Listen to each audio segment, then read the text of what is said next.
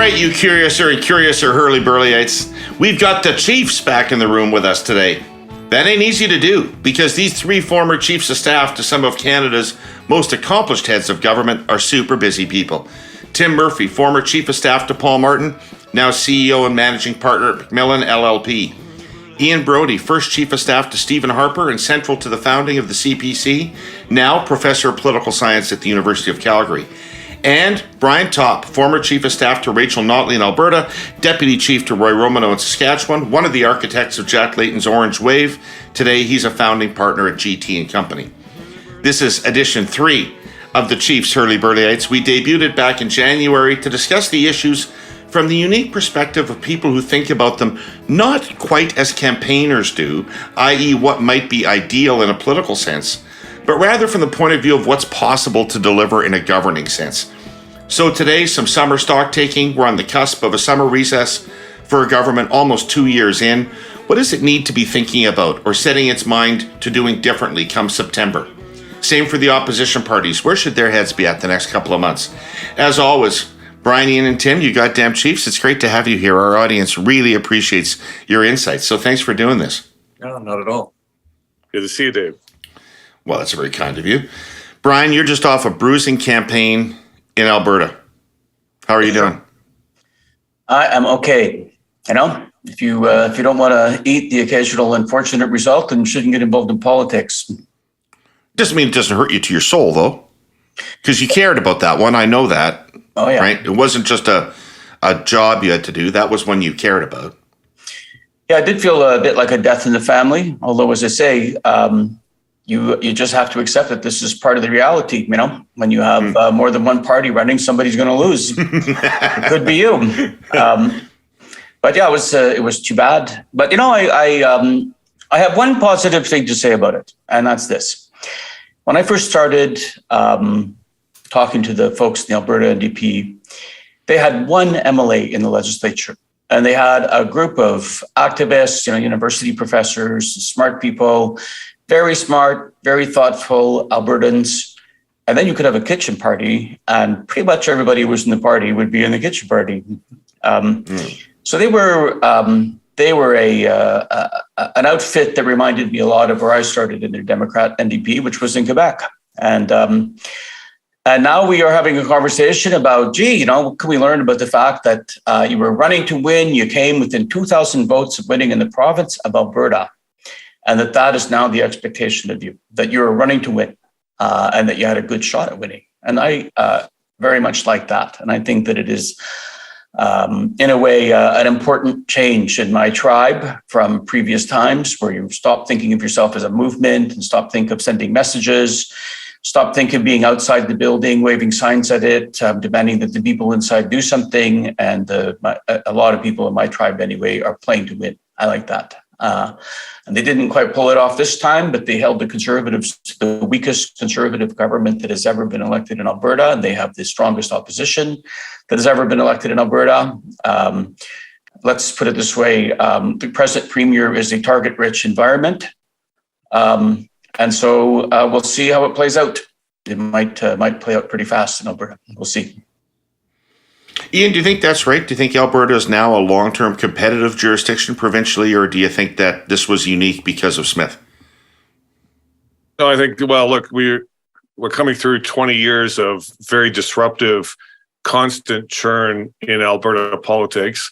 And so the kind of the arrival of competitive politics between the Conservative side and the NDP side is I think a settling in of a very long period where we went through premiers pretty quickly, where there was constant upheaval in the governing party. That said, I guess I'm off the dominant wisdom here in Alberta. I think we could be in for kind of an 8-year period of relatively stable politics here. If it turns out, as the media reports have, that Ms. Notley's planning to step down as NDP leader, I'd regret that because I think she's done a fantastic job for her party and on behalf of the province of trying to inject that competitive politics here. And there's every reason, I think, for her to stick around for the next election campaign. But if she doesn't, I think it now depends on whether Ms. Smith can govern as a premier well. She's been in campaign mode since she became leader of the party in October.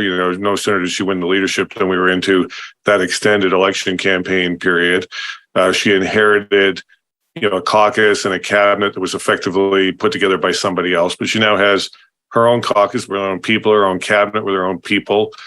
She's put, I think, the strongest ministers where she needs them, and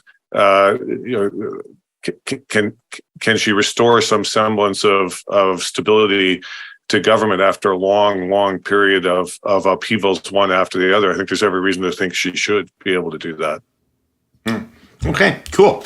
Listen, I want to talk to you going forward. I want to look forward because we're at, I think, sort of a unique place in the government's mandate. But before I do that, I just want to look back because something has happened in Canadian politics recently that people are really having a difficult time understanding. And I'd like you to try to explain it to me. And that is the idea of the special rapporteur and the appointment of David Johnston. So I think you've all been in this position where there's pressure to have an inquiry and you're thinking about what to do. And the chief of staff would have been central, right at the heart of the decision that was made to create this special rapporteur position and to choose Johnson. And I'm wondering, maybe I could start with you, Tim. What kind of inputs does the chief of staff have in that situation? Where are the ideas coming from about what you might do? And how do you land at a decision? So that's a good and hard question. I mean, obviously, we did it in the context of eventually setting up the Gomery Commission, which, there's lots of recreated history about, but I actually believe was a good thing for the Martin government and for Paul in particular. The issues are, A, do you need an inquiry and what kind of inquiry do you need to have? And those involve significant discussions with the clerk of the Privy Council, senior officials in the Department of Justice, obviously political input significantly, including from, I think a number of ministers who were opposed to any kind of inquiry at all. From, I think, what is a natural instinct in the political class, not to want to keep having that story in the front of the, paper top of the Twitter feed, as it were. And then there is, we sent people, at the end of the day, as you know, that the name for the Gomery name came out of actually a recommendation, I think, from Francis Fox. Actually, it was sent into, had experienced because he'd asked every other judge in Quebec, and they'd said no. Yes, yes. But I think, and so and one of the things, we were early in the government, as you know, and hadn't, from my perspective, one of the interesting things, we hadn't worked out a working modus operandi between us in the political office and the clerk of the Privy Council in the form of Alex Himmelfarb quite yet. And so we were, as you know, the political advice from the campaign, you, others, and frankly me, was that an inquiry, we needed an inquiry, in part because it was rested on the personal characteristics of Paul Martin, who was not great at defending himself in a scandal because he tended to want to defend. And despite having really nothing to do with the issue, looked like he was taking it on, and it gave him a way to have basically to tell voters, I have nothing to fear because I've got so little to fear. I called this inquiry.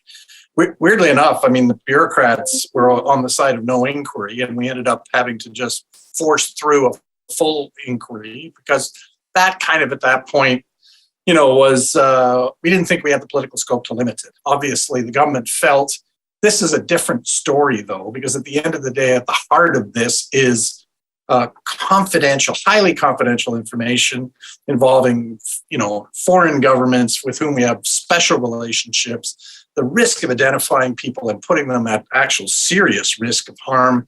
The notion that you can then just have a public inquiry around that seems very bizarre. So obviously the government decided that it needed some third party to help it, frankly, get to the point of making that limitation on a public inquiry evident and to construct something that they thought could work in the public domain sufficiently to respond to the demand for a public inquiry while framing, a limited scope to it.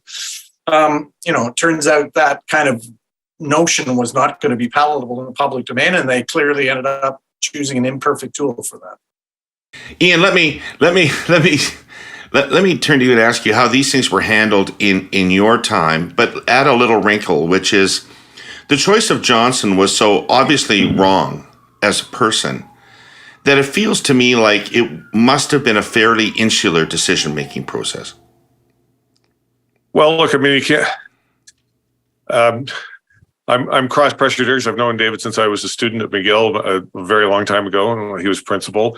And I had to make the call to David to ask him to step in when Mr. Morney's relationship with Karl-Heinz Schreiber came back to bite Mr. Harper personally in 2007 when Mr. Morney was up at Harrington Lake, and it turns out it had a series of side conversations with Karl-Heinz Schreiber that brought back all sorts of allegations against Mr. Morney and his government in the Airbus matter.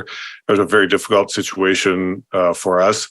We didn't call Mr. Johnson a special rapporteur, but in a sense, his mission was sort of the same. Was to say, look, can you go and scope out what a commission of inquiry might look like here? There were a couple of other names in play, but frankly, not that many. And once Mr. Johnson's name was on the list for taking on that role, once he said yes, I'm always relieved at the people who say yes when the Prime Minister's Chief of Staff calls on behalf of the Prime Minister with a truly crappy job. Could you please take on this truly thankless job for us, please? It's always impressive the number of people who say yes. And, at that point, I don't think I'm divulging any great confidences. Mr. Johnson said the same thing to me that I'm sure he said to Mr. Trudeau's people when they called this time around, which is, I grew up that if the government needs something done, if the Prime Minister needs something done, I say yes. That said, of course, the choice here was a poor one for many reasons. Not just, I think Mr. Johnson's personal connection to the Trudeau family, but obviously his entwinement with issues related to China going back many years.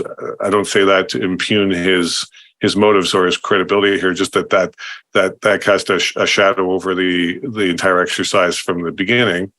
And really, there's a serious matter here that needs to be looked into. Yeah, I suspect there were, as there have been in the past, relatively few people around the table, and an awful lot of people say we don't need to do anything here. Tim's observation that officials were not in favor of calling or recommended against calling an inquiry into the sponsorship issue. I suspect officials say the same thing every time. You're calling it an issue now? I don't recall you calling it an issue in the 2004 and 2006. A lot of water's gone under there. That's been litigated and dealt with, David. We're not. This isn't question period. We're here amongst chiefs. But yeah, officials never want an inquiry, and of course. An inquiry is not just a matter of picking the commissioner or the investigator, the person to chair the inquiry. Inquiries effectively start with a blank piece of paper. They got to go and find staff and lawyers and an investigative process and set up a document system and an email system and so forth. It's a huge undertaking. We don't really have inquiries on tap, with a whole machinery we can just plug in. Every inquiry is sort of a sui generis, start from scratch. And you don't know how it's going to end. Just organizationally, once you pull that trigger. So I suspect there was a continuing debate about whether we need to do this until the very moment that Mr. Johnson was announced. That said, well, we'll get into the substance of the issue, but yeah, I suspect if there were a half dozen people around the table when that decision was made, I'd be surprised it was that big. Right. Hey, Brian, when you're contemplating an issue like this, and you're a chief of staff, what is the mix of altruistically trying to be a transparent government that gets to the bottom of issues and trying to put a difficult political issue to bed? Look, I just want to talk about what chief of staff think about for a minute, and then I have two quick comments on this one. There's different ways that there are issues that come up that require an inquiry. I think, for example, of when we got told, despite the absolute certainty of the prosecution's branch in the government of Saskatchewan, that David Milgaard was not responsible for what put him in prison for 3 decades. And when that happened, certainly I felt strongly, and it was my strong advice, which many others shared, that there had to be an inquiry into this because it called the system of justice into disrepute. And in these circumstances, a lot of individuals had their reputations on the line. And so in order to be fair to everybody, you had to have a quote unquote full public inquiry. When you have a full public inquiry, for those who know what that means everybody has lawyers. That means the rules of evidence apply. That means you can cross-examine. It's kind of like a court. And that is a big thing that will go on for a very long time. And anybody who has seen these things happen knows they can take on a life of their own. They can be incredibly expensive, and they're kind of a runaway train that is just going to go until it has finished its thing, which in that case, I have to say, was entirely appropriate. Then there's what we could think of as, a matter that where you want to get at the facts, but where individuals' reputations are not engaged, and getting at the facts is more important, and that admits more to a kind of judicial inquiry in some form. And I don't love this rapporteur language, but the idea of an inquiry where you don't have rules of evidence and the right to cross-examine, and you basically have an individual who can require people to talk to them, require reading the documents, and then we'll think about it, and then say what's appropriate to say in public and say what's appropriate in private. That can be a good instrument too. It's less likely to be a runaway train. It doesn't engage all this complexity. It's still independently driven, and so you can't set a deadline for it if you're smart, but you're more likely to get a clear, focused report that is based on facts instead of, if you will, litigating the issues. So that's essentially what you have to decide. Is this thing big enough that it's going to have to be looked into? And if so, how? And I think those are your basic choices. Now, in these circumstances where you're dealing with all the basic facts have to stay secret, you're dealing both with intelligence sources whose lives are at risk and at your methods and at your abilities, so you don't want to show to a foreign government, then obviously a full public inquiry where everything is being conducted in public with the right for cross-examination, presumably including to the government of China, is not exactly what we are looking for. And then just two other quick comments on this one. In a minority parliament, where what's at issue is a foreign government going after our political parties, it was a very, very serious misjudgment by this government not to consult the other parties about who should inquire into the matter. And that is the original sin here. And in a minority parliament, when you choose not to consult the opposition on anything, then it's fair game. And we just saw how well that played out. On this one here, I too had Mr. Johnston as my principal at McGill. He bopped me on the head and gave me my degree, which I'm proud of. And I can say this with the greatest of respect. How the hell did you people know your principals of the universities you attended? Whoever the principal of the University of Regina was couldn't have picked me out of a police lineup. For me and 5,000 of my closest friends. Me and my 5,000 of his closest friends showed up to get our degrees. That's me. But sorry, can I jump in there just on that, Brian? Sorry, because I think the two ways. And I'll finish my point. Yeah. Okay, yeah, sorry. Just because I think you've identified. So there are two ways to get at an issue, right? Where the process you engage in drives the legitimacy of the results. So that's the full public inquiry. In other words, cross-examination, calling evidence. The mere how you do it creates the legitimacy for the conclusion. In the more abridged way, which you talked about, it's actually the credibility of the individual you pick that gives legitimacy to the conclusion. And that, I think, was the mistake the government made, is that it assumed by picking an individual, it would get process credibility, but actually it totally rested on the credibility of the individual, which because of the history and ties that David had, it didn't have that credibility. And in that context, I agree with Brian that if you're trading on the credibility of the individual, you better consult with the opposition so that they agree that the person has credibility. Yeah, and we can just say this, look, Mr. Johnston, I say this with respect, is a far more distinguished individual than any of his critics in Parliament.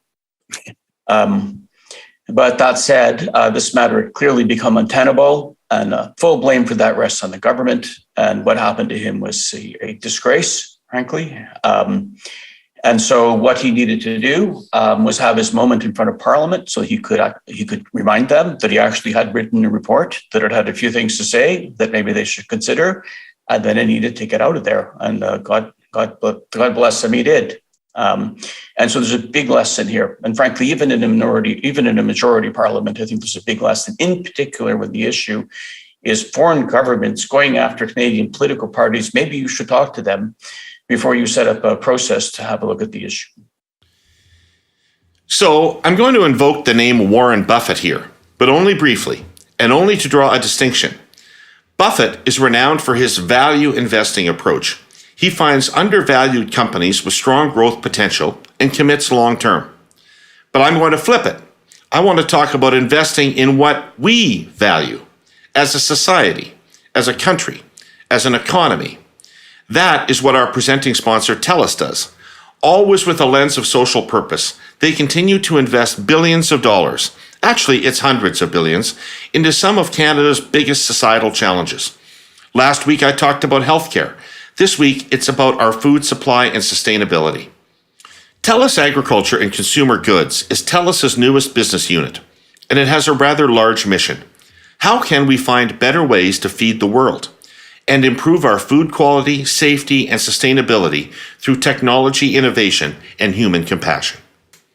There's an awful lot to this, but suffice to say that the sector has been so very analog for a long, forever really.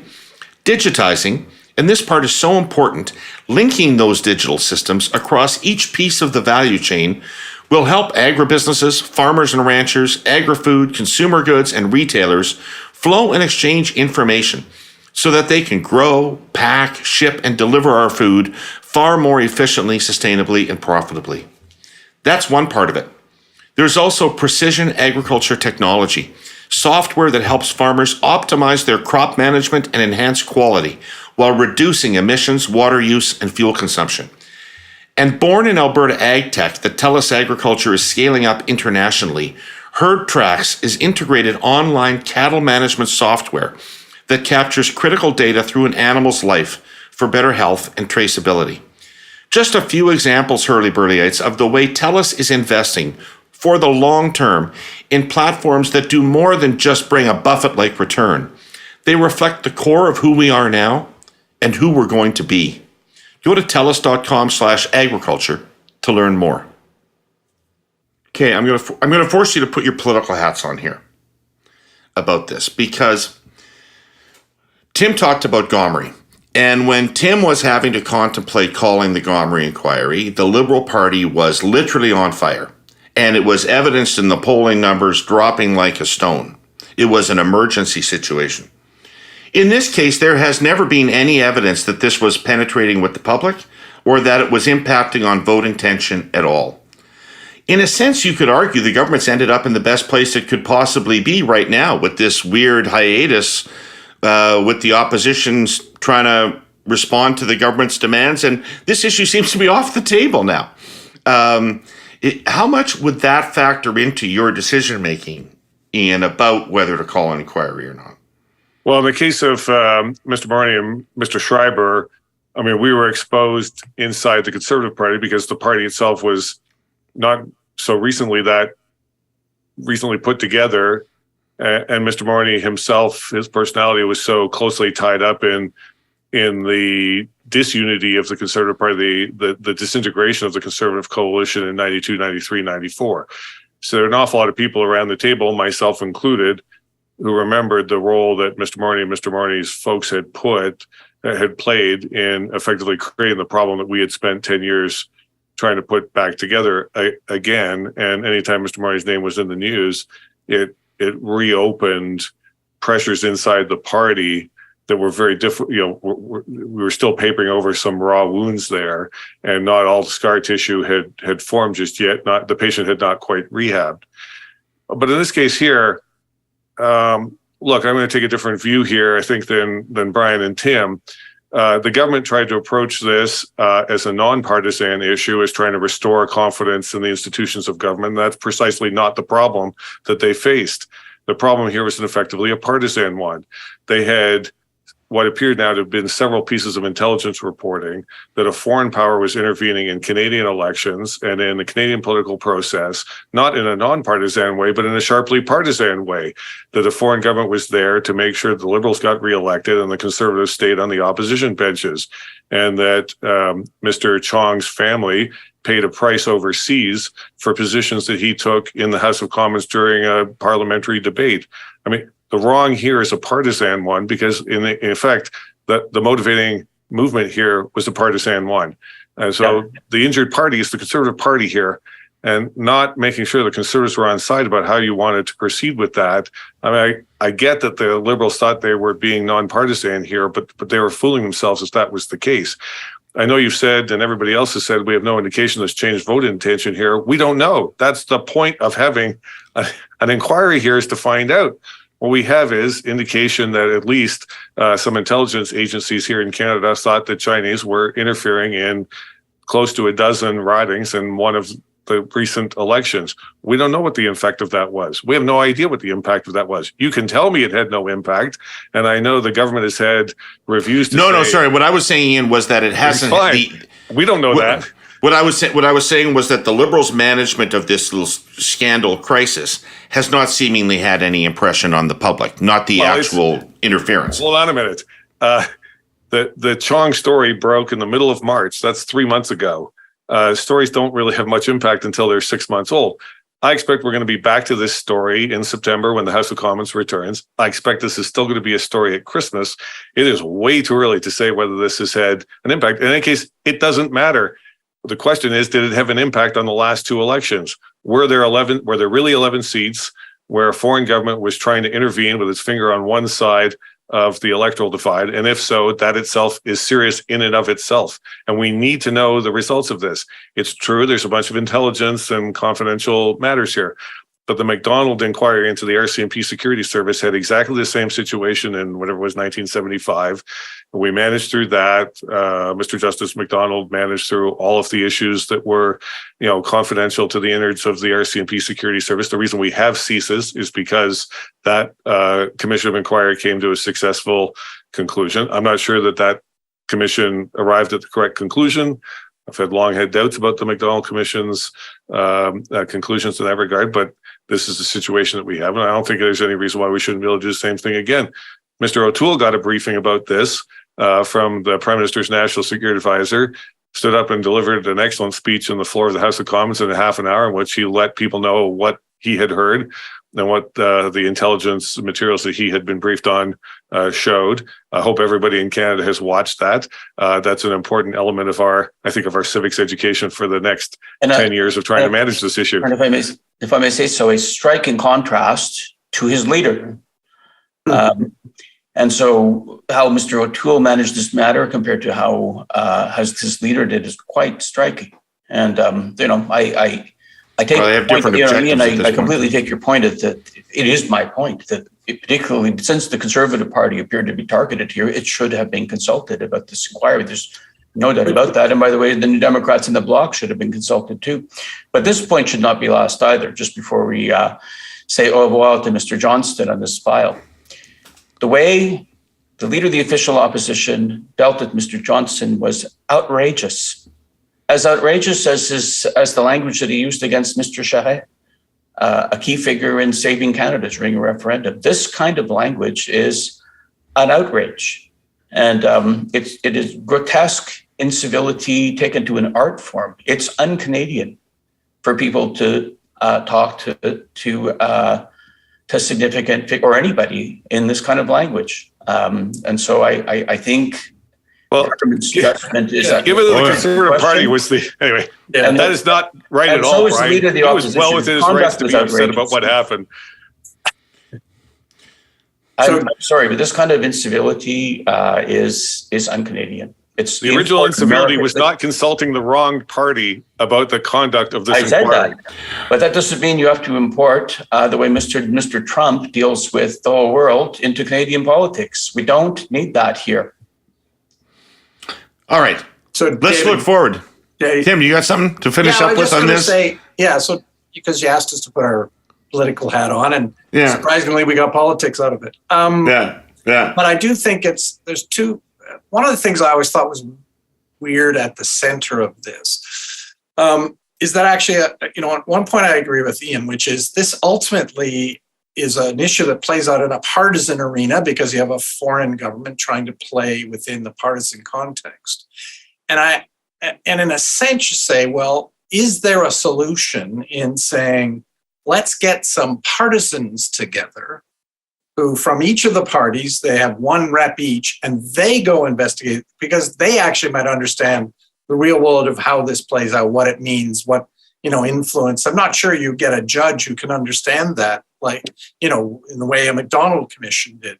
That being said, I mean, that's, because I don't think you're going to find a Canadian who will either agree to take this on or B, has sufficient credibility in and of themselves to be able to wade through the partisan mess of this, unless you might as well just, say, look, we're going to just pick partisans and we'll pick enough partisans that, they balance each other out and away they go.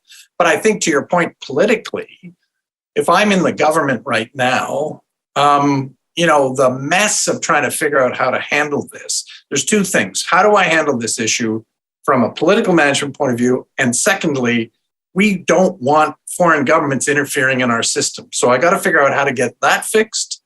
And then separately, I may decide how to manage the issue politically. And they may not be the same answer, frankly. Right. Well, we are now in high-risk fire season, which should come as no surprise to anyone living on the eastern seaboard of North America. Images of a sun barely discernible through an apocalyptic pall of smoke have filled newscasts, along with warnings to stay indoors. It's inconvenient and uncomfortable and downright dangerous for people coping with the actual fires on the ground. Our sponsor, CN, is in the thick of it, so to speak. Freight trains must keep running. If they stop, so do big chunks of the economy. A government task force last year discussed the dangers of climate shocks, floods, and wildfires to supply chains already disrupted by foreign wars and offshore manufacturing issues beyond anyone's control. CN has long experience operating during fire season and has deployed a brigade of engineers, climate monitoring, and technologies to ensure its trains keep rolling, which they have. But there's another threat menacing Canada's west coast. A strike or lockout could shut down the ports of Vancouver and Prince Rupert as early as next week. This must be avoided. Those ports are Canada's largest gateway to the world. $500 million worth of agri-foods, perishable goods, critical minerals, and household necessities pass through them every day. Let me put it another way. 16% of Canada's total traded goods move through Vancouver and Rupert. Any stoppage will tear destructively through the economy. It will increase the damage inflation is already inflicting on Canadian consumers and hamper our exports. The economic disruption could take months to correct. Actually, the mere possibility of labor disruption can affect shippers' willingness to use Canadian ports. CN respects the collective bargaining process. It believes resolutions reached at the bargaining table are the most durable. But with such vital national interests at stake, the Government of Canada must remain in close touch with the parties and stand ready to act if negotiations break down. The parties must keep talking. To riff on Churchill, talk is better than strike lockout, and all the misery that would entail. All right, let's look forward, because we're at a really interesting juncture. We're halfway through what would be a normal government's term, and we don't really know whether it's a minority or a majority government at this point. We don't really know whether it can count on going to 2025 or whether it's in a more volatile circumstance than that. Is this their last reset opportunity before the election, Brian? I don't think so. And by the way, I don't think that there's any reason for them not to do their full term. All they need to do is keep doing what they have mostly been doing, which is playing, very, very carefully, really, and wisely with their New Democrat friends. And they need to keep to their deal. So they're dealing with people. How long can this work for the NDP, though, Brian? Don't they have to think about that the NDP will be looking now for an exit moment that gives them some oxygen for a campaign? That's true. The question is, what is that? So, look, Tommy Douglas is on the stamp for founding Medicare. He was the leader of a fourth party from memory. It was Lester Pearson who was the prime minister, but Tommy Douglas is on the stamp. And why is that? It's because Tommy Douglas played a good game in Parliament, getting stuff done. And that's what New Democrats like to do when they don't win. If you don't win, then the next best thing is to have the balance of power and to actually do things. Is to get a stand. They're still getting things done. Then why do you trade that for the risks of an election where you might lose your position, particularly when the polling tells you that the two blues might add up to more than the red and the orange? So as long as that is the case, as long as the Canadian political frame is roughly the way it is now, and as long as the government keeps playing its cards the way it's mostly, with the notable exception of what we were just talking about, playing their cards wisely, then I think it's working for the Democrats. They're doing what they want to do, which is notching wins. And to your question, how do they then frame an election? The answer, of course, is they frame an election by pointing at those wins and saying, see this is what we get done. Elect more of us and we'll do more of it. I didn't see a lot of votes in Winnipeg for dental care last night. Yeah. Well, those are, we could litigate the federal by-elections in court. Look, it might not work, but it worked for Layton.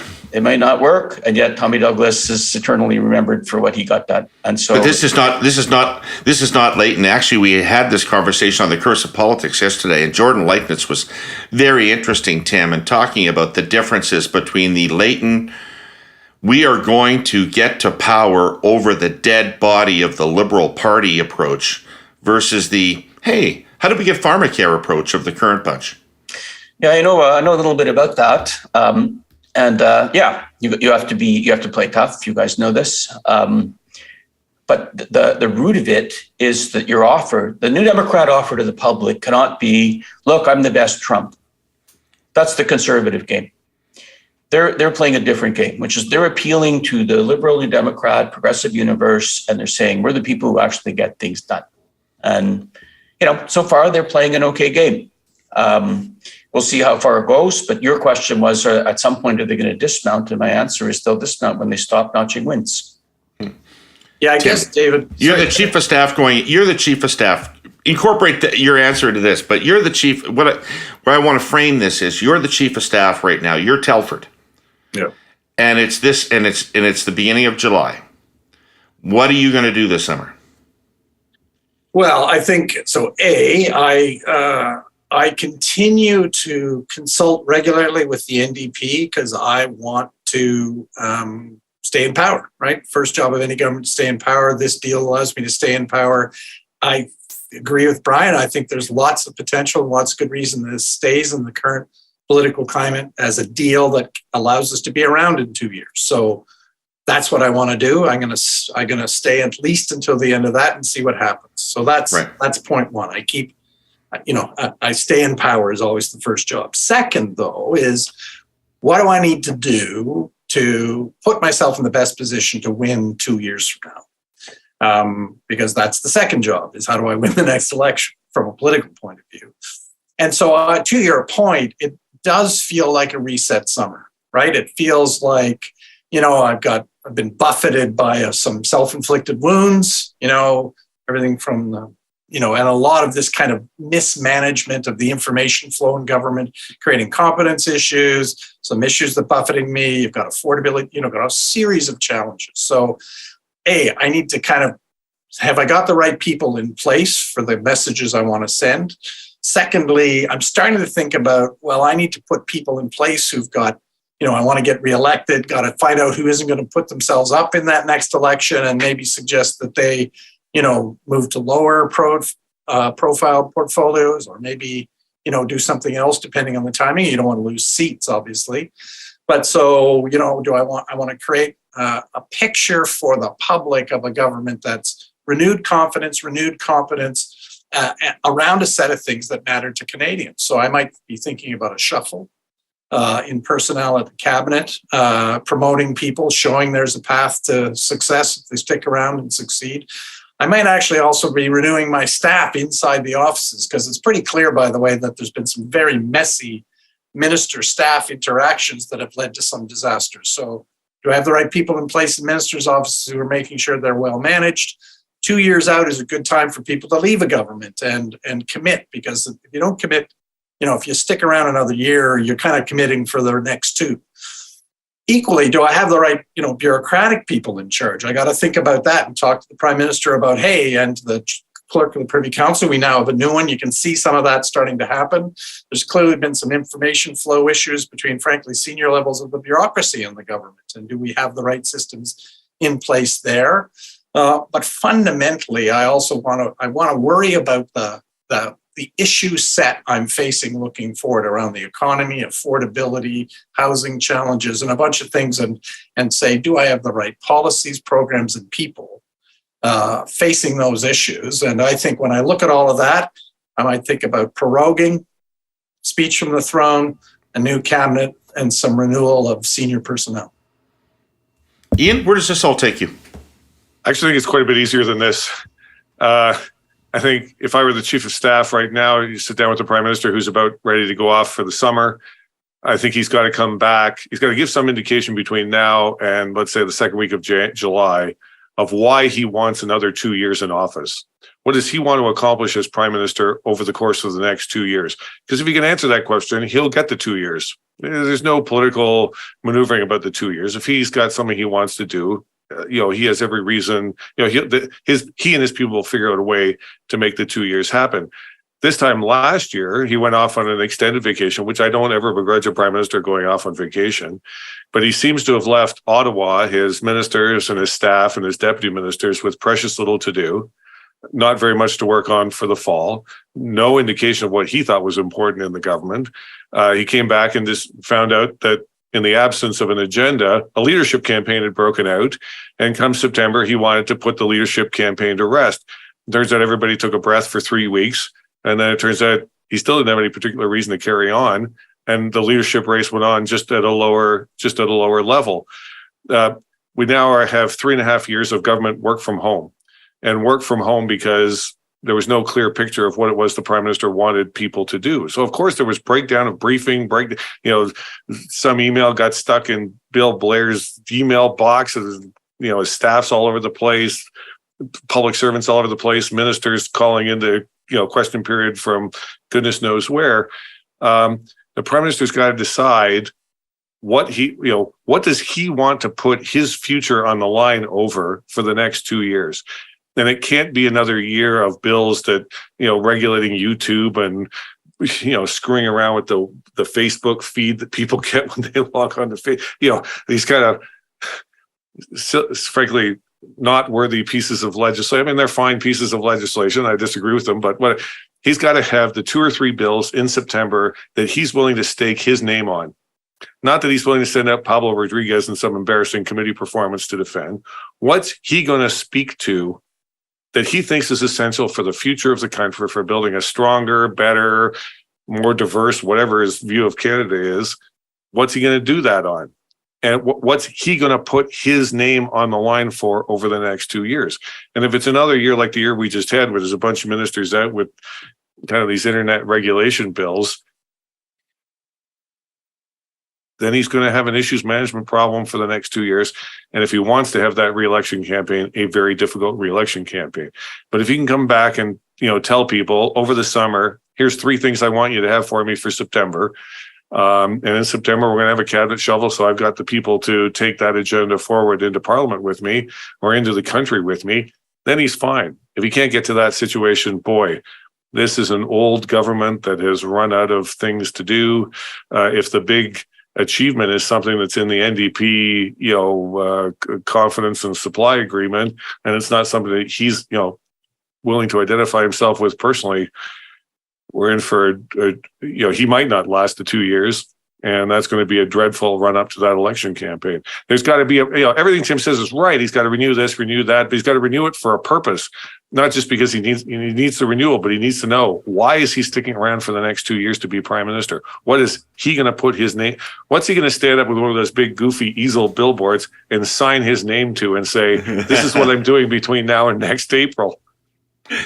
Brian, this will come as a surprise to ministers, but nobody knows who they are. So, what do cabinet shuffles accomplish?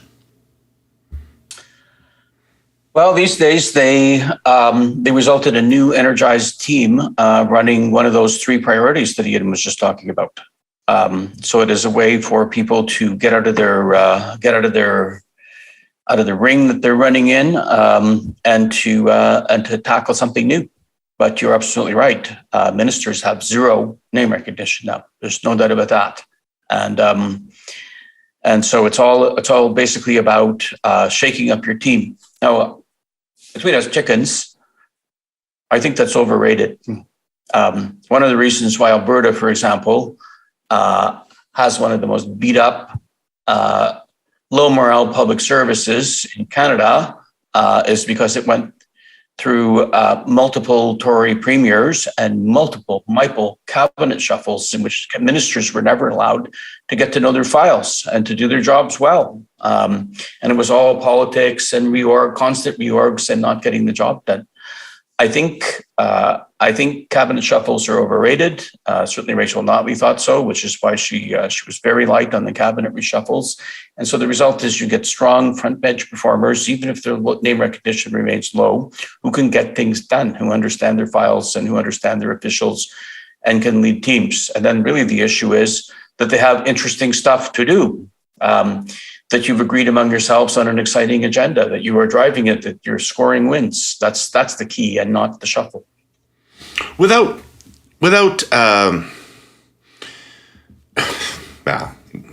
talking about the substance, which is a whole different matter, I'm of the view that the current finance minister is not a strong enough communicator to carry the economic argument for the government in an election in which the economy looks like it's going to be central, and economy in a very personalized way, cost of living, interest rates on mortgages and personal debt, etc. What do you think about that? Well, why don't I start? So I think, there is, in my view, is unquestionably, there's only two people in a government who can carry the economic message of the government, and that's the Prime Minister or the Finance Minister. And I agree with you that ever more heightened in these current times is what I would call the kitchen table story of the economic message of the government. How are you helping my family with its job? It's, affordability for for housing for my kid or whatever it is. It's very, gritty, detailed down in, it's not some abstract future. It's not, we're going to build the car up tomorrow. It's, do I have a job tomorrow? Can I have a house tomorrow? Is my kid going to have a future?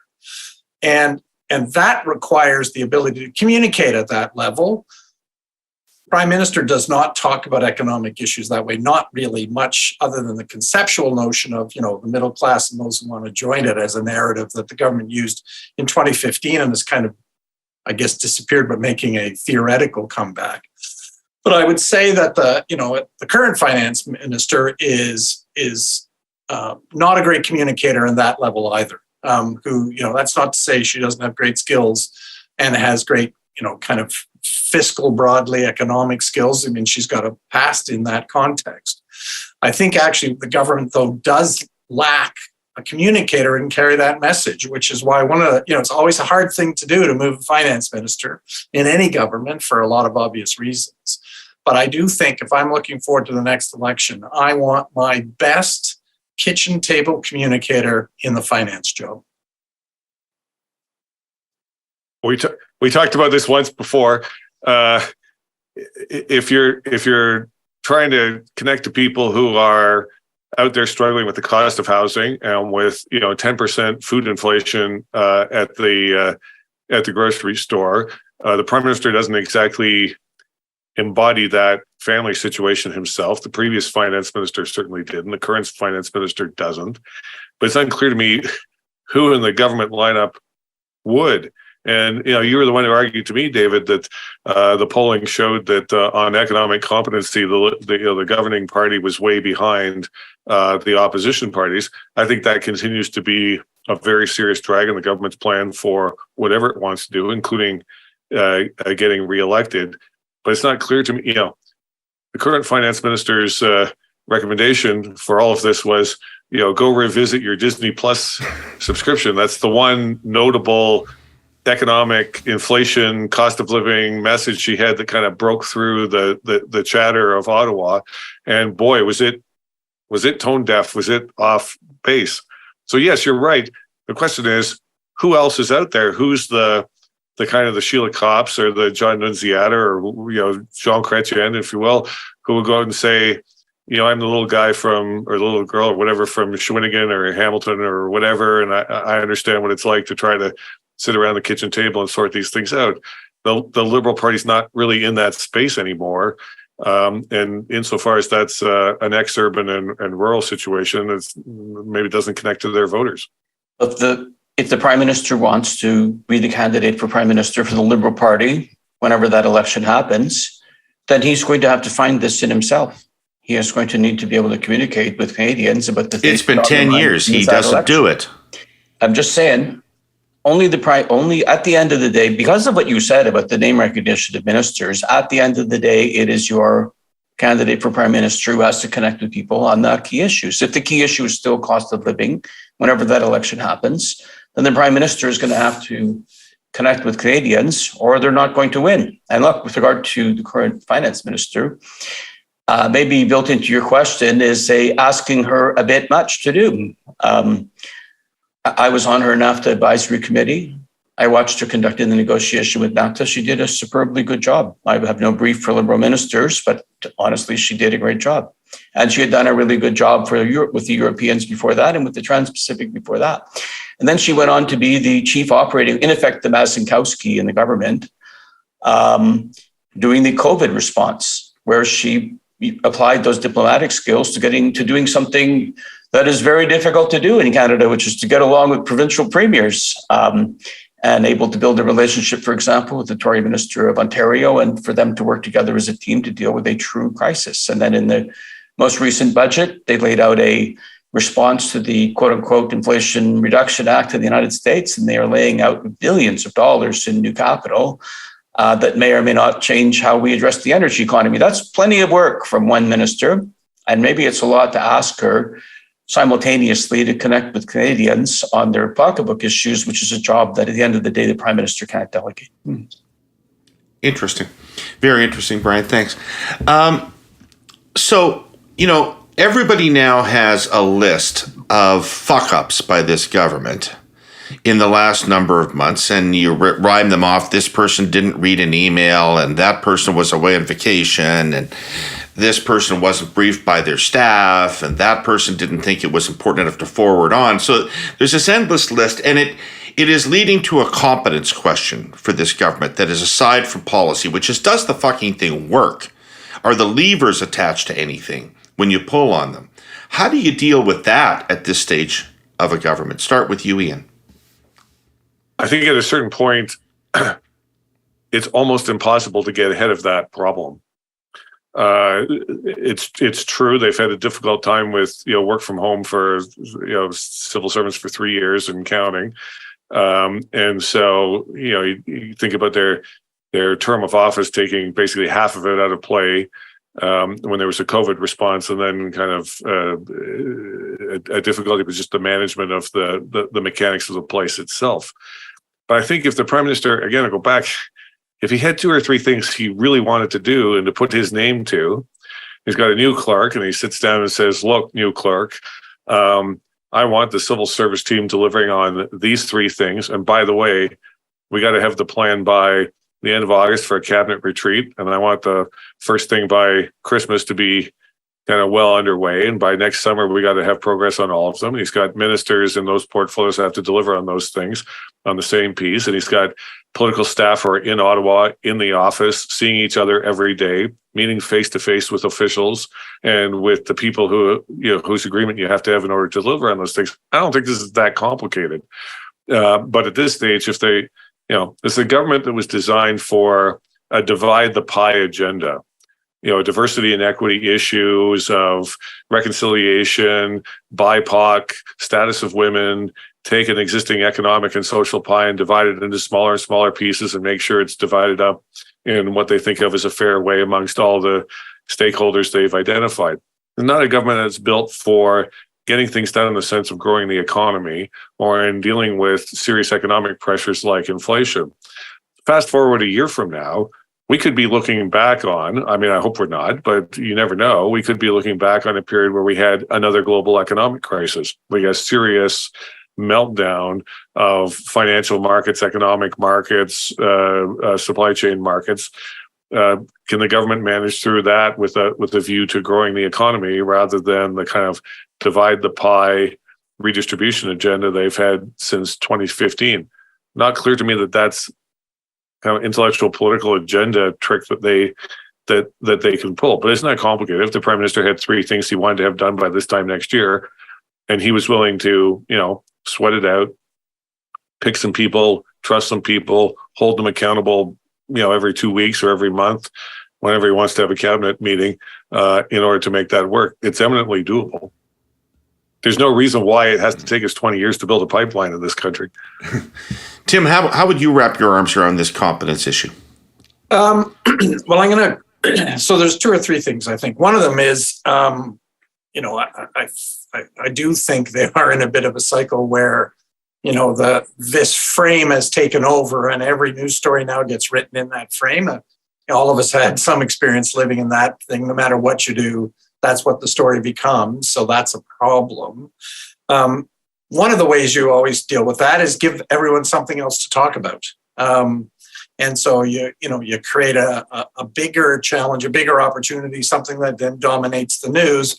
Although I think that's where Ian's point comes in, which is I think in order for that to be a positive thing, something you've picked, you want to talk about, drive your political agenda, it has to be something that I think actually does come from the Prime Minister, that is the focus of the government. They say this is, one or two, whatever the number is, this is what we want to focus and talk about, and this is the central thesis of our government and the leverage point that we use to carve, the other stories out of the news, but also, people away from other parties. But I do think, there is opportunity to enhance competence inside government too.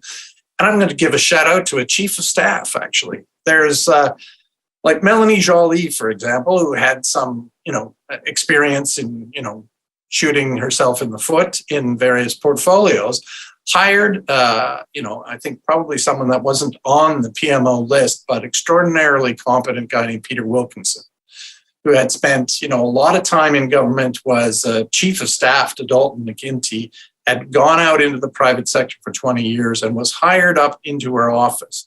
And I think generally the reviews of her performance have gone up significantly. She's seemed to be performing better.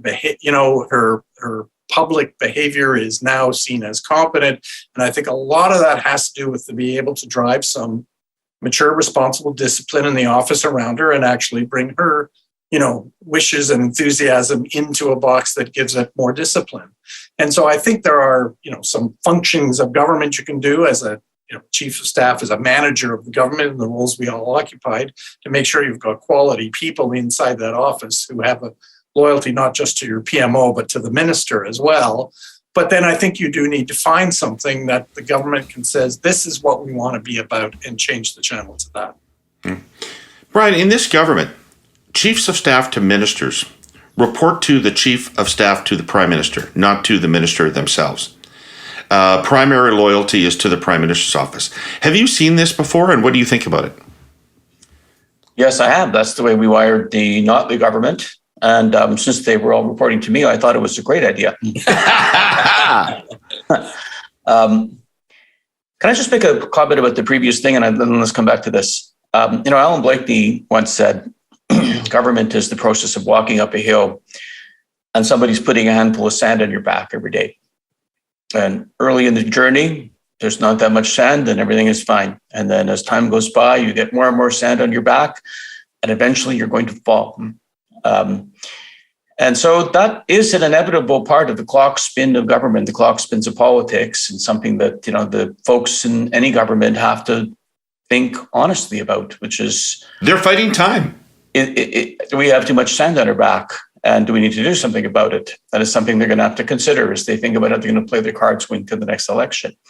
And Ian is, outlining the idea of the three big things you're going to do, that kind of produces the reset. And of course, Tom Axworthy wrote a great paper about this called The Strategic Prime Ministership, about the 1980 Trudeau government that, to its surprise, got back in office, and Pierre Trudeau ended back in office. And he said, okay, I'm going to do the three big things.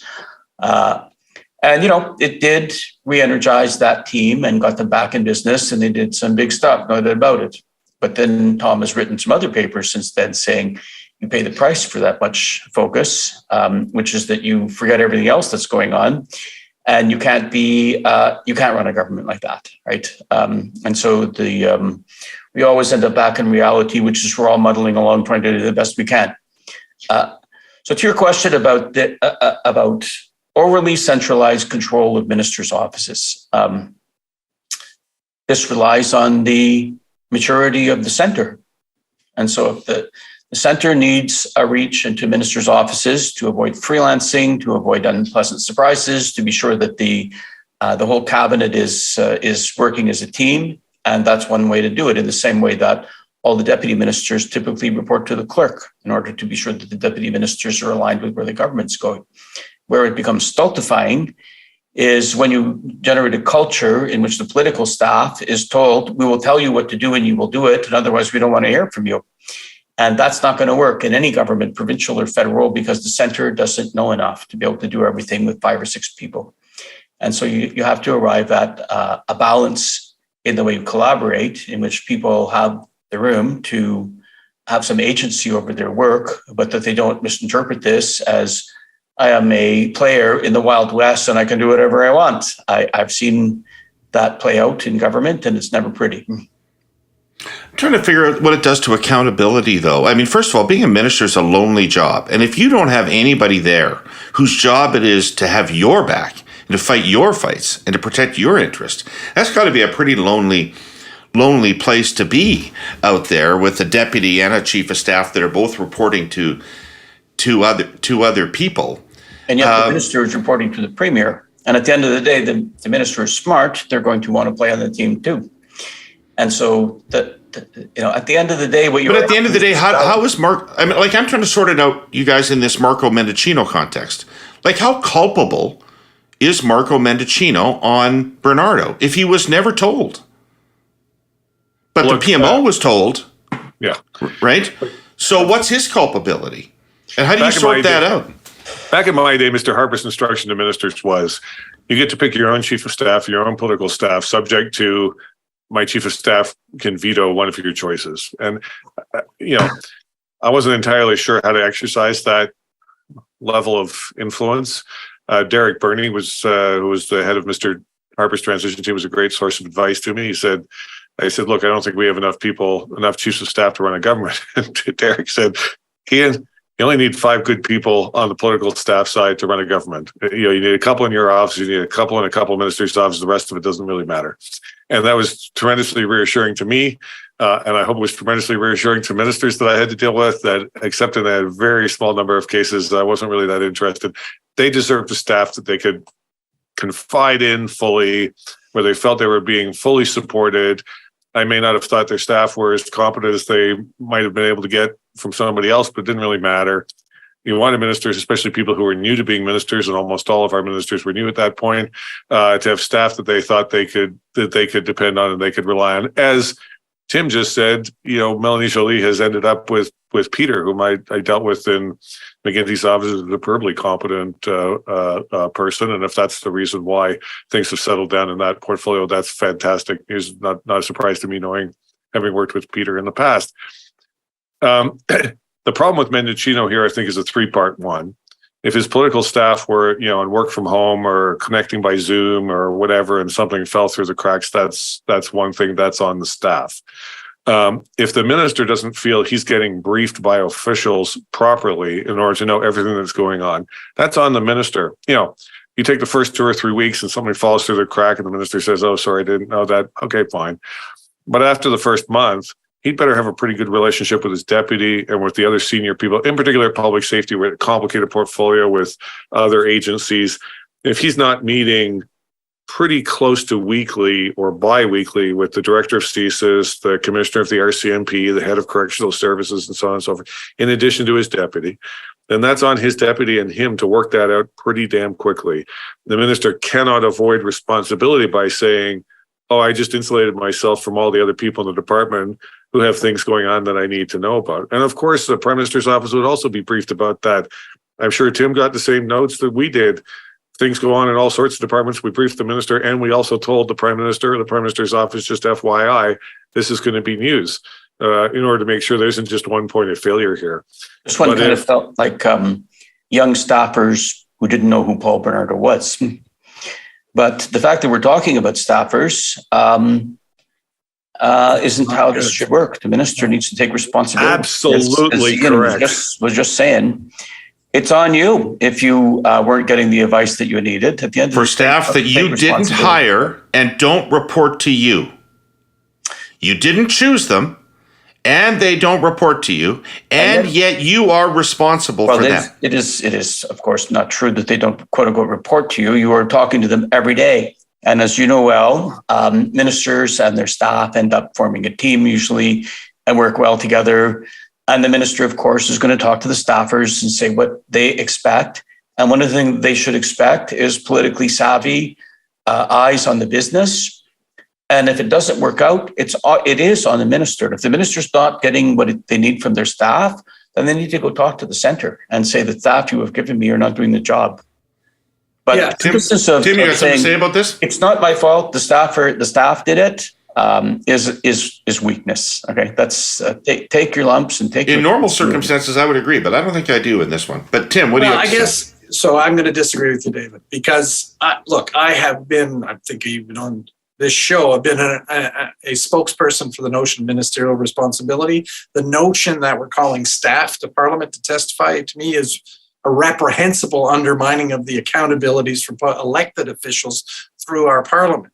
And to then give ministers a free pass because staff do something wrong is undermines that principle. So we gotta, you take the good with the bad. Look, you're in public, the portfolio that Marco has is a field of landmines, and anyone who takes that on knows that. So there's no safe place to step. You're always stepping in something. You're just choosing how big the explosion is, basically. And so, I accept maybe he didn't get briefed, maybe he didn't know, but then, part of it, he led with his chin saying it's an outrage that this happened, and then finds out days later that, oops, it was me who done it. Look, in our day, David, we had straight line accountability between the chief and the minister, but we very clearly had dotted line responsibility into the PMO. We vetoed some, but they all had to kind of go through us from a chief's perspective to get sign off. And obviously that, there's some ministers who you gave more leeway to than others. But at the end of the day, it's because politics is a team sport, and you play in the team and you accept the rules of the team. And if sometimes that means you got a chief of staff who got foisted on you and you get hung out to dry, well, that's the price of the team sport. Well, I just got to feel that history might have played out a little differently if Chrétien had chosen one of his people to be Paul Martin's chief of staff.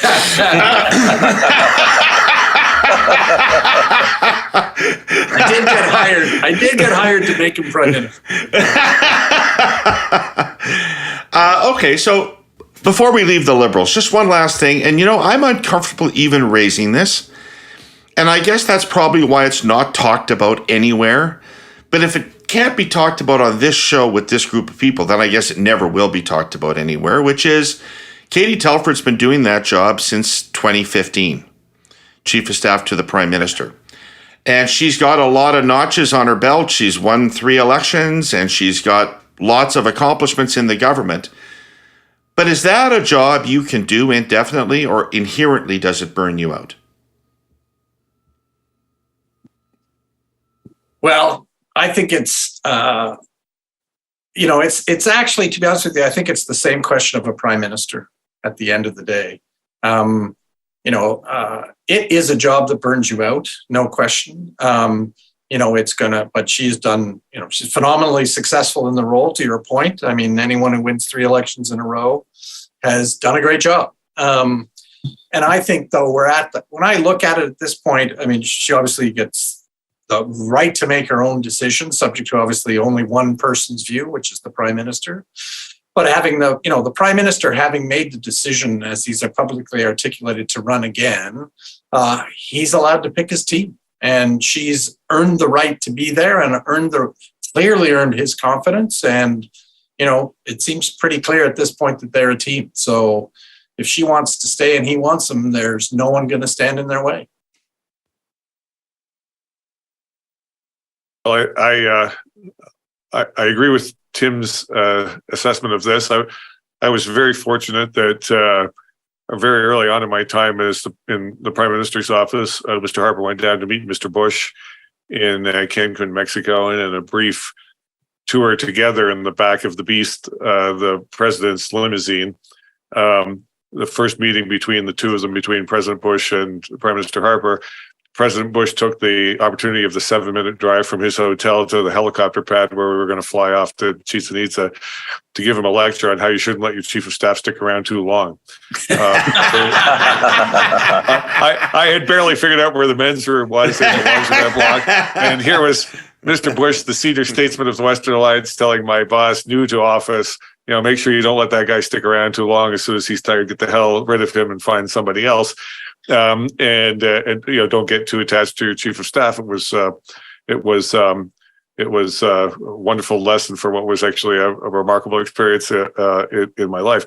That said, there's different models here of how you want to be chief of staff. And if Mr. Trudeau really doesn't think he can take on the challenge of substantiating the next 2 years of his term in office without Katie Telford, then she has every obligation, I would say, to stay. And if he wants, if they've discussed this, I assume they would have.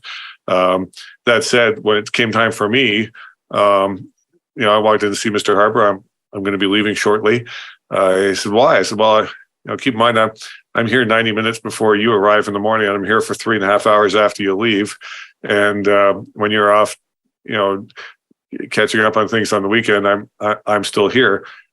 That's the kind of job he wanted me to do, and that's the kind of job I expected to do for him.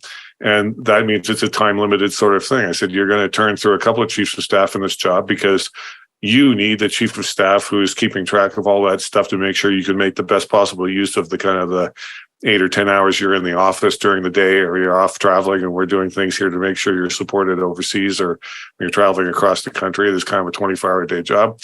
I tell a story of Christmas Day, 2 a.m, getting the call because the phone call between Kandahar and Mr. Harper in Calgary had come unglued, and the rest of the staff were all off on vacation after a long and difficult year. And being up at 2 a.m. to try to debug the call to Kandahar, that drags on you after a while. That was not a particularly complicated problem to solve, but it did mean I didn't really get much sleep on Christmas Eve, going into Christmas Day. That drags on you after a while. The whole of PMO may need a renewal here. And it seems to me that in particular, the Prime Minister has not replaced Jerry since Jerry left. I think that's maybe the more pressing staffing issue here. My 2 cents on this is I will stick to my line that shuffles are overrated, and that having people who know what they're doing has a lot of strengths. But boy, I'm amazed at her stamina because of what Ian just said. These are brutal jobs. And that's why people don't tend to not stay in them that long. And, you volunteer for them and then you volunteer out of them. Typically. Well, sometimes the voters tell you to get. Sometimes you get some help. Yeah. Tim was volunteered out. Tim didn't refresh. Tim was refreshed. Yes.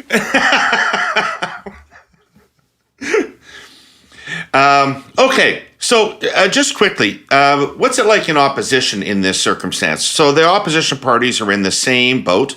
They're looking ahead to an election somewhere 2 years from now. They have to take stock of where they are.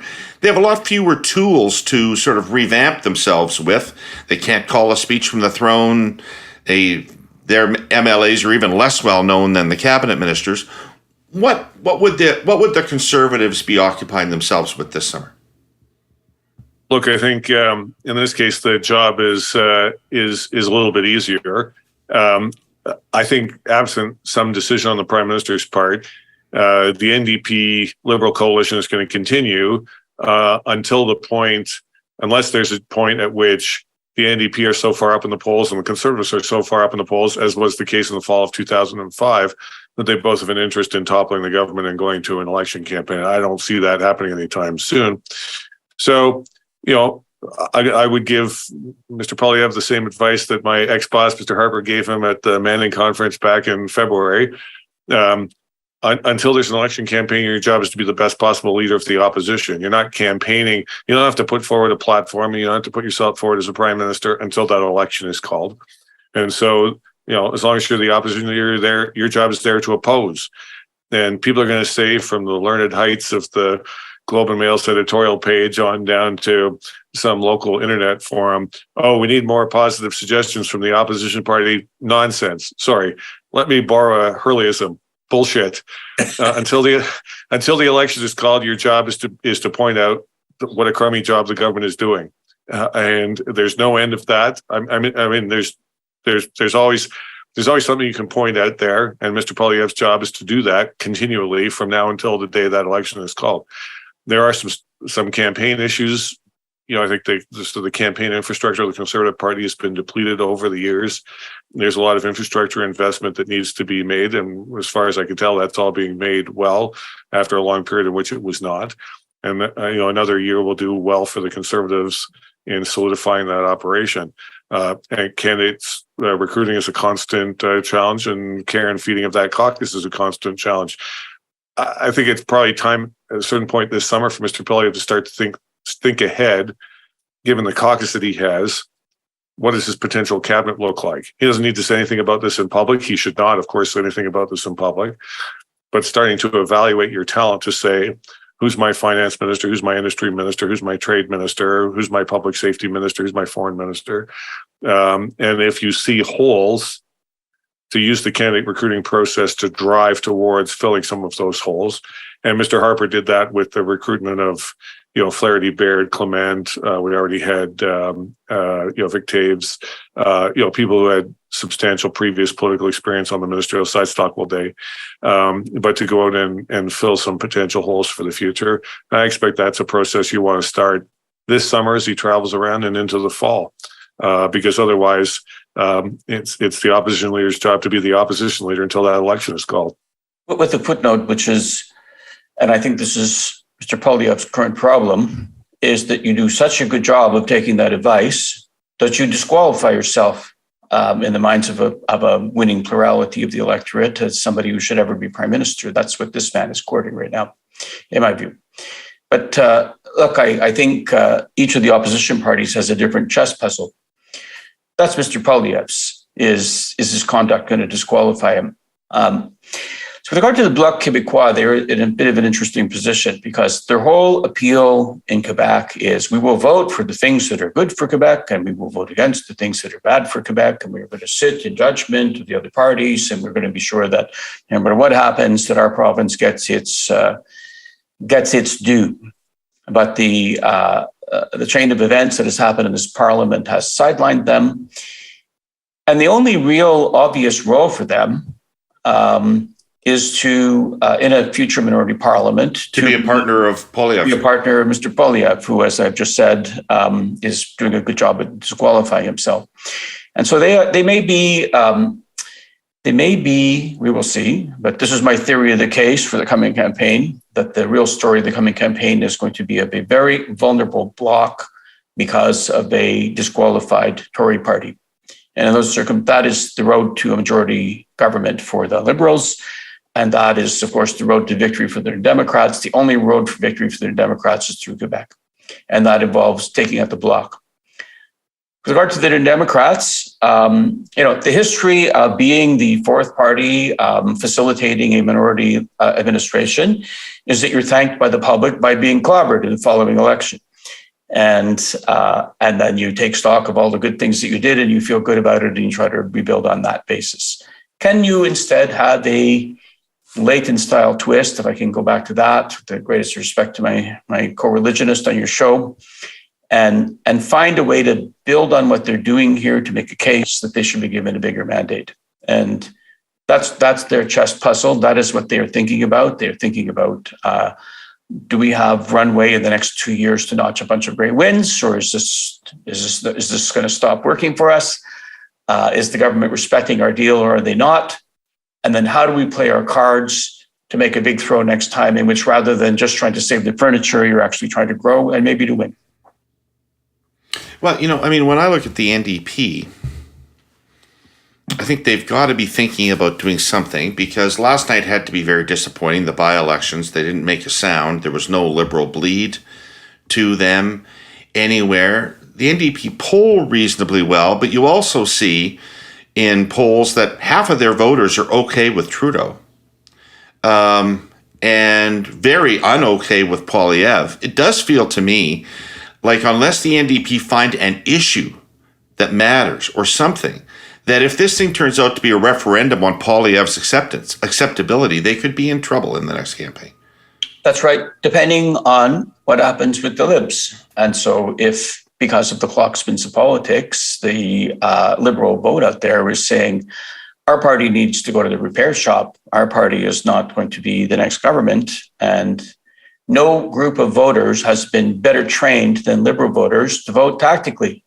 They've heard it again and again from people you gentlemen work with very closely. We have a common base of values, and we should all come together to prevent a Conservative Party. And of course, the voters who are most therefore attuned to think that way are Liberals. And so when the Liberals look like they're not going to get reelected, then the New Democrats can appeal to them in identical terms. It's tough, though, to see. A certain degree, obviously, that's what happened in the provincial election with Kathleen Wynne. And I'm sure that's, in the back of the minds of some New Democrats. It's tough to see that play out federally, given just, the regional play of federal politics in particular, Quebec and to some degree Atlantic Canada as bulwarks against some of that. And that was not true where Layton succeeded. He could claim a Quebec base because of his Hudson heritage. But I think, the current leader doesn't have that, it seems to me. And actually, I'm not, I understand your thesis is built upon a weakness of the Bloc, but I actually think weirdly, the lack of popularity of Poilievre in Quebec may actually allow the Bloc to do better than they probably should, because some of the seats that the Tory vote was stealing away from them and allowing Liberals to see may then strengthen their number just based on it. And so you may have some weird dynamics in Quebec. But I think, what was interesting to me in some of that by-election was actually the Green jump and where that was coming from. I mean, that's a party that's been in disarray and leadership, disaster. But I mean, what was it, 13% or something in Winnipeg, for example?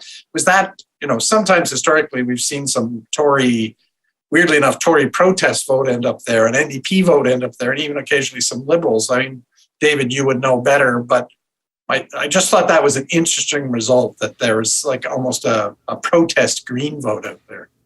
Yeah, the Greens are most successful when they're a protest vehicle as opposed to an environmental vehicle. Yes. I got one last question, then I have to let you all go. So I presume that one of the things that all chiefs of staff to leaders are thinking about this summer is, what is the ballot question we want 2 years from now? And how do we start driving toward that ballot question? You guys want to take a crack at telling me what you think those ballot questions, the desired ballot question of each party is? Well, it feels right now for the Liberals, it's be very afraid of Pierre Poilievre. Look how bad he is. Look at the things, he could do to the country and all the things that we've achieved, even if some of them were via the NDP, that could all be at risk if he's elected. And so be afraid, be very afraid. Well, Brian, you just ran that campaign. I was just thinking that. Yeah. There's a... You came close. We take your vote percentage. There's an interesting lesson in this. Rachel Notley made detailed, as you would expect of her, detailed policy proposals, including a really big Medicare proposal. And when you sit in a focus group, among the key voters, which were in South Calgary in that by-election, and you asked them, what do you remember of the campaign that you have just been listening to for 3 weeks? It's really striking how the key cross-pressured voters, the undecided voter, as opposed to committed partisans, don't hear anything that's in the earned media, and they only hear television advertising. And so the Democrats invested heavily in television advertising, just inviting Albertans to listen to the current premier speaking. Okay, they were just running clips of her talking and going, is this a premier? And then made detailed policy proposals in earned media that were not heard. Really, really interesting insight into how little penetration that media has these days into people who are not following politics obsessively. Really interesting stuff. But this question of trying to have a ballot question, which is, shall we not avoid my opponent? Can be a bad question if that opponent tries to repair what the public doesn't like about them effectively. And so you do need a forward offer. You need to give some hope, especially the progressive voting universe. They need to see some hope there. Ian, what's your take on what the parties want to position toward? I think that guy is scary, has a long track record of falling short as a complete election strategy or as a ballot question. It's successful up to a point, but it doesn't get you across the finish line. But I assume that will be the Liberal ballot question going into the next election. Can you trust that guy?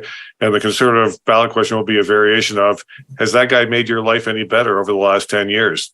Do you want 10 more years of losing the value of your paycheck, of housing becoming ever more affordable, of a government that can't quite seem to get the things done that you think are important in your life? And if you can put some flesh around that with 2 or 3 proposals that can be backed up by some advertising, I think that puts them in a strong position. I would take Brian's position is correct. I think earned media is dead as a campaign tactic. Earned media is irrelevant because the decline of the traditional news media has made earned media of so little value, combined with the polarization of news media, where CBC has a tribe, Rebel has a tribe, the Globe and Mail has a tribe, and they're aligned on partisanship.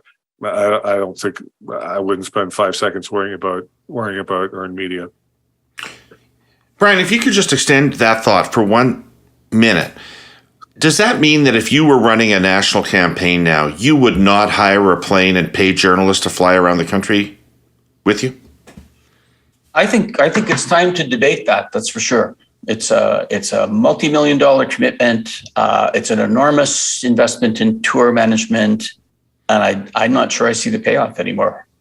You might be able to take that $2 million and spend it on more advertising. Yeah, and look, the number of media organizations that want to spend $100,000 putting somebody on your plane for 3 weeks is declined. Oh no, you have to pay the whole freight for them now, Ian. You have to pay them to do it. But there is a case for running your own media, and so you could spend something like that.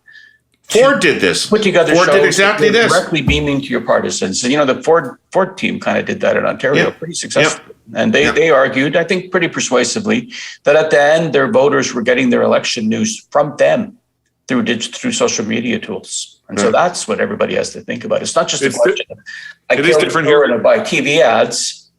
Maybe it's you kill the tour and do something else with the money that communicates, but it's not the earned media, that's for sure. It is, I think, different here for the governing party, David, because they're able to use the public purse to create giant media subsidies, not just to CBC, but to everybody else.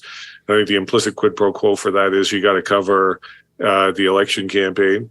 And, looking ahead, their publishers and producers know that if there's a change of government, the flow of those subsidies is at risk. So they've got a financial incentive here to play. I know we don't like to talk about, the media's financial incentive here, but at least the mainstream ones have a strong incentive here.